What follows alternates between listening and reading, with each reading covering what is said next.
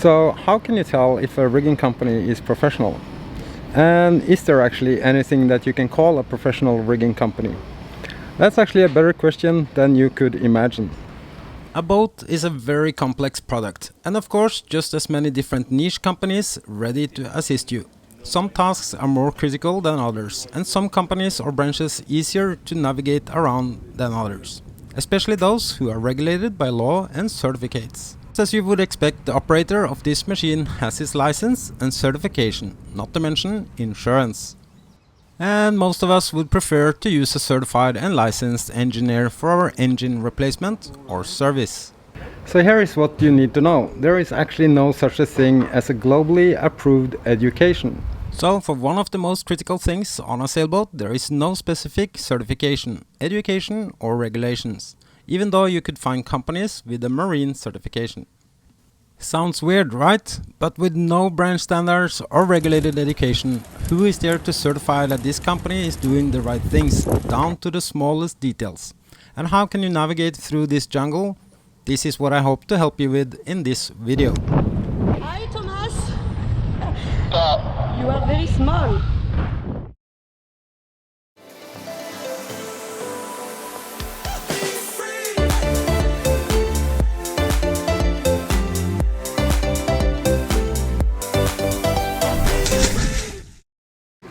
First of all, thank you so much for watching and for sharing and liking and also subscribing.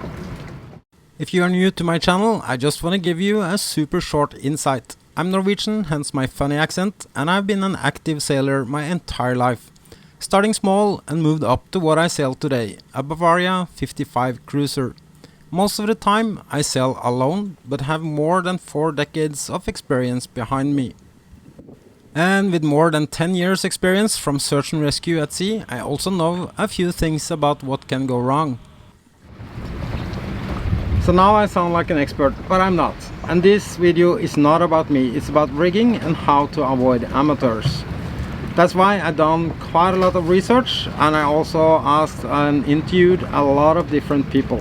The vast majority of my subscribers are sailors, so I called for action in this community. The response was amazing, and I have to thank you all for participating. From my point of view, this is what you need to know about rigging. What is a full refit and how and why? How to identify the amateurs before you start. And I'm also going to expose extreme ignorance as a safety warning. When I did a full refit on my own boat, it was slightly ahead of schedule and based on experience, not forced by my insurance. As long-distance sailor, this is more critical than for a coastal sailor. I replaced everything after 9 years. However, there is some disagreements among sailors and experts about the correct frequency. Most surveyors, insurance companies and long-distance sailors agree that every 10 to 12 years is being at the safe side. The shape of this turnbuckle look like shiny and nice. Yes. But over than 10 years, that can break like this. I'm not touching the topic of complicated rigging with exotic materials in this video. Basically, because my experience is limited within this category. But did you know that you should replace your entire standing rigging after a lightning strike? I guess not, because even insurance companies does not always understand this. Most sailors understand all electronics needs to be replaced, because of the obvious, nothing works anymore. The extreme electrical power from a direct hit would compromise the strength and characteristics of the metal. This was a very short introduction to why doing a full refit. Now to the important stuff. What is a full refit and how should it be done? A golden rule, the mast should be unstepped, as it's the only way to get a full inspection, and normally the additional cost for crane is saved by faster job and saving labor costs. For both keel-stepped and deck-stepped masts, it's just as important to inspect these critical places. And as you can see here, for keel-stepped masts, it's the only way to see what's really going on. If you have a leaky mast connection, this is how it could look like. And for a deck-stepped mast, this could also give you future problems. We have some pieces of stainless steel rivets, so in the end with the salt water, it's all going to react and the mast foot is going to start corroding and eating itself. So yeah, we find a lot of things you don't want to find here. So this is one of the main reasons why a mast always should come off when you do a refit, right? Yeah, it's one of the major things. Having the mast being unstepped means you will have access to every part of the mast to be able to inspect it correctly, take a look at the wiring, the sheaves, anything. So if you do a full refit, including the rigging, that's actually the first thing you have to do. So there is several good arguments for why the mast must come off, and it should always be done when your boat is in the water. Same rules goes for stepping the mast and even for tuning your rig. This is not only dangerous but useless on the hard. The mast coming off here belongs to Wonderful and should give some learning points not only for sailors but even rigging companies and insurance companies as well. A full refit is more than just replacing the cables. You have to replace all the pins, turnbuckles, shrouds, sheaves and fittings. A professional refit is pin to pin. Usually, when we replace a cable to get the proper warranty, your cable have to be replaced from pin to pin. Yeah. Meaning that you get it including the turnbuckle. Yeah. The right hand of spreader and everything is correct. A professional company would always, as far as possibly, only use original parts. A full refit should never compromise with shortcuts, as your rig will never be stronger than the weakest link. Yeah, so you started full refit on your rigging. Exactly, yeah. It costs something, but it's worth, and it's your insurance. Yeah, okay. The rigging has to hold. Yeah. We realize that when you ask some people, can you do that? They always can. They will always say, yes, we can do. The question would be, have you done it before? Because you will be experimenting, they will be experimenting on your course. And we had a lot of issues that people were doing work and then you hit the right professional, as we are doing here. There's not many bases that know how to do an AML. And then you realize, wow, they have been doing stuff, but it's not the proper way to do it. We had wrong pins on the forestay. We had that was when they were redoing the rigging. They forgot about 30% of the safety pins. They go inside here, and they prevent those turnbuckles to turn. So they were missing. So yeah, and they didn't use the AML parts, and at that point we didn't know that, because we thought an experienced company would tell us. And so now we will have the right size of everything, and yeah. So you had one of these small ones instead of this I think bigger one that's supposed to be like that. So why is original rigging parts so important? I guess I could made a series of videos only on that topic, but here's a good example for you. And finding out a little bit more about Haynes Brands is they're not a rigging company. They don't make rigging parts. They're a Chinese company that just copies existing rigging parts. And you can see, I mean, first of all, I think you can see that it's bent. And it's scary because this basically got put in and it was just tensioned up. There was no load put on it apart from just tensioning. And every single one of these stem balls are actually bent. To investigate this further, I waited till Wonderful's mast was unstepped. With so many things going wrong, it's pretty obvious we see the results of something I only can speculate in. It could be lack of experience, knowledge, or even ignorance. Unfortunately, this is not a unique story. The stem bolts was delivered by the first company, attempted to be replaced with a second company. However, none of these companies seems to understand what was going on here. I just want to point out they all knew she was preparing for the Pacific. Okay, so what's going on, Kylie? So doing the refit for the Pacific, so making sure everything is super in order. So I've just... Kylie is an experienced sailor, knowing her boat quite well. Even before I pointed out several issues, she was already aware of most of them. Hence the fact we sailed back to give this company a second chance to sort things out. How should a normal, inexperienced sailor be able to see if a rigging company is serious or not? well, that's the $1,000 question. Always check for references, but here is a list I made for you. Your boat's mast should be unstepped during a full refit. Doing it on the hard can cost you a lot, as your insurance will not cover damage on yours or your neighbor's boats. Companies suggesting things like this normally don't have insurance themselves and obviously have no clue what they are doing. It's tempting to say the same about using original parts, but there could be some exceptions. However, keeping all turnbuckles during a refit is only done by amateurs and is dangerous. Stay far away from companies that don't change everything from pin to pin. They obviously don't care about your safety and most likely are not taking any responsibility either when your mast comes down. Another example, you have the pin from a forestay on a 42-foot sloop. This pin from the outside, you just see this side or this side. It looks good. When we start to remove the rig to replace it, the pin goes around in two parts. And, how old was that boat? It was 15 years old rig. Changing types or diameters on cables and other fittings are not the best idea. Normal. It was normal, yeah. Normal. Yeah, it was normal. Il installe diforme. Yes, Okay. yeah. Kylie even wanted a stronger rig and paid extra. But this is not always a good idea as it demands knowledge. Also does not help much when other things is ignored. Everything is engineered for a purpose. Changing the load or moving tension etc. could compromise your entire rig if you don't know what you are doing. Not asking for vital information before a quotation is a strong signal you always should take as a red flag. These companies have no intention of doing a good job with correct parts. Now it's time to explain in details why Kylie is here in Martinique, going through a full refit all over again, even though she had what she believed was a full refit short time ago. Paying more money than I did on a bigger boat with a professional full pin-to-pin refit. In an earlier episode I showed you the difference in running costs and even detailed price points on rigging.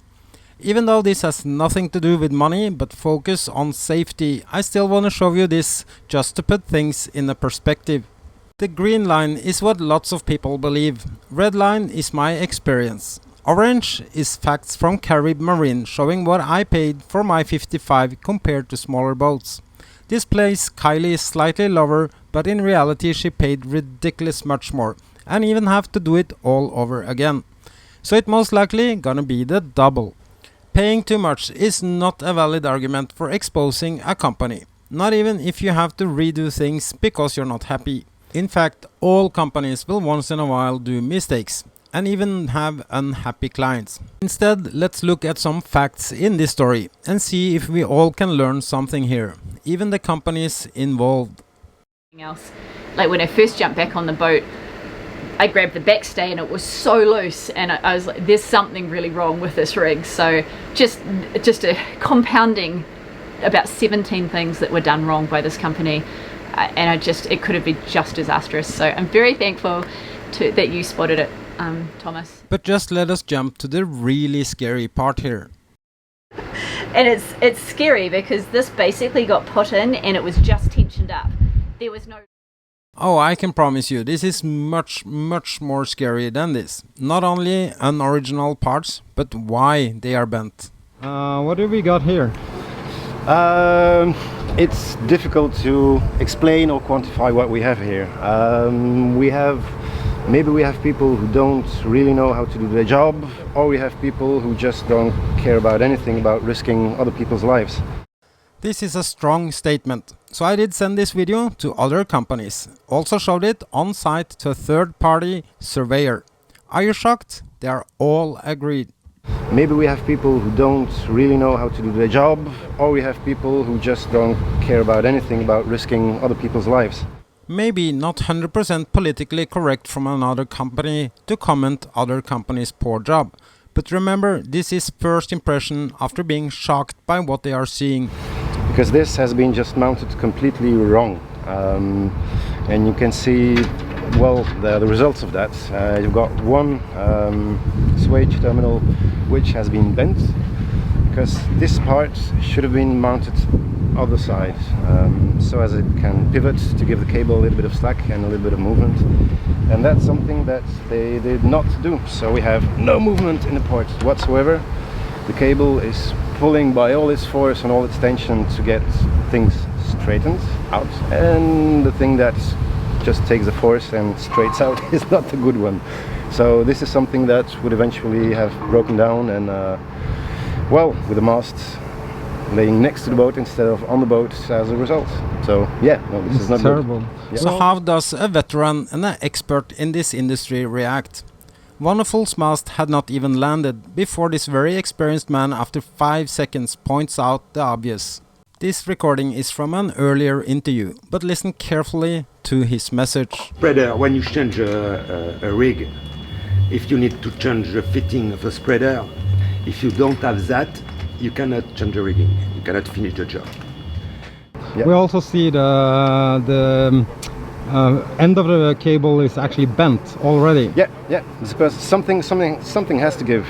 You have a piece which is normally made to take the angle you give it by tensioning the thing, but that piece, which should be able to move, doesn't move because it's mounted upside down.